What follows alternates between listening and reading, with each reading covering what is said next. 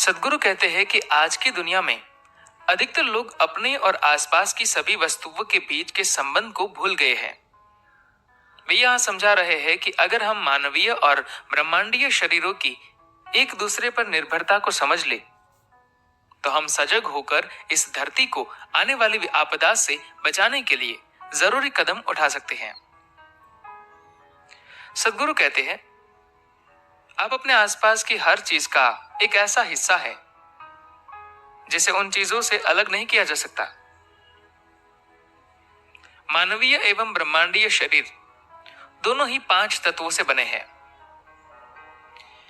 योग के मार्ग पर जब आप अपने अंदर इन 5 तत्वों पर महारत पा लेते हैं, तो आप अपनी भीतरी और बाहरी दोनों परिस्थितियों की जिम्मेदारी ले लेते हैं।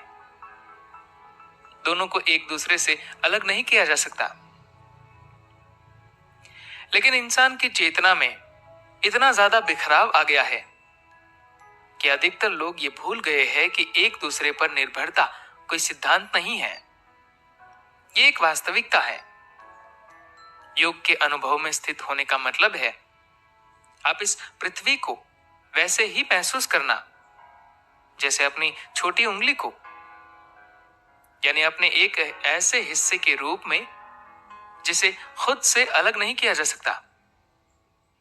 ईशा फाउंडेशन की पहल रैली फॉर रिवर्स नदी अभियान ऐसे ही संयोजित विचारों से आई है कि मानव और धरती एक दूसरे से अलग नहीं किए जा सकते। पानी और उपजाऊ मिट्टी की लगातार होती जा रही कमी पर चिंता करना ना तो कोई वैचारिक रूप से लोकप्रियता पाने की बात है और न ही राजनीतिक रूप से सही होने की। ये चिंता जितनी पर्यावरण संबंधी है उतनी ही अस्तित्व संबंधी भी है। मिट्टी और पानी केवल वस्तुएं नहीं है, वे जीवन का निर्माण करने वाली सामग्रियां है। मनुष्य के शरीर की तात्विक संरचना को देखें तो उसमें 72% पानी है और 12% मिट्टी है।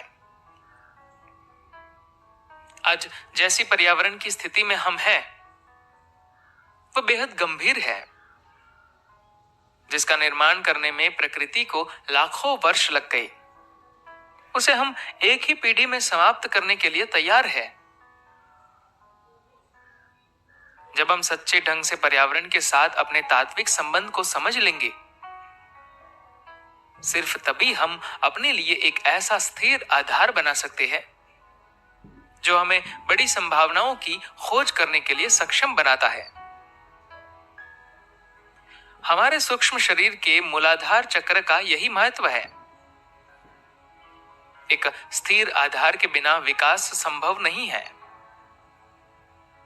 लेकिन हम इस बात को अनदेखा कर देते हैं और एक ऐसी मनोवैज्ञानिक अवस्था में रहना पसंद करते हैं जो हमारी भौतिक एवं अस्तित्व की वास्तविकता से एकदम अलग है।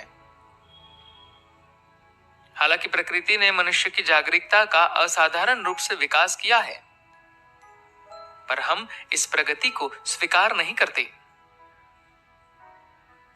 आज जैसी पर्यावरण की स्थिति में हम हैं, वह बेहद गंभीर है, जिसका निर्माण करने में प्रकृति को लाखों वर्ष लग गए।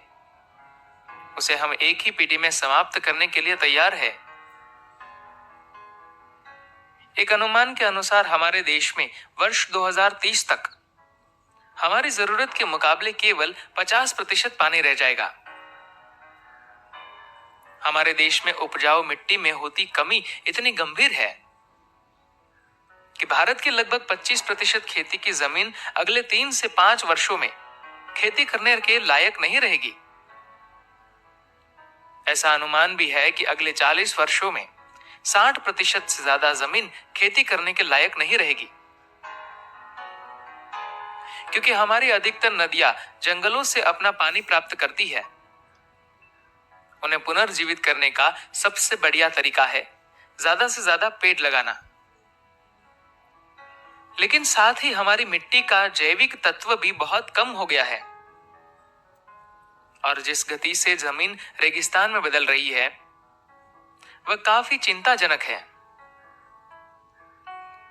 हमारे देश में उपजाऊ मिट्टी में होती कमी इतनी गंभीर है कि भारत की लगभग 25% खेती की जमीन अगले 3 से 5 वर्षों में खेती करने के लायक नहीं रहेगी। ऐसा अनुमान भी है कि अगले 40 वर्षों में 60% से ज्यादा जमीन खेती करने के लायक नहीं रहेगी।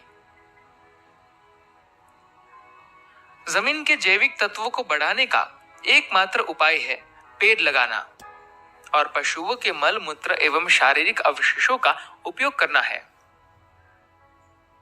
हम अगर अपने अन्न उत्पादन की क्षमता को नष्ट कर देंगे तो हम एक भयानक विपत्ति की ओर बढ़ते जाएंगे।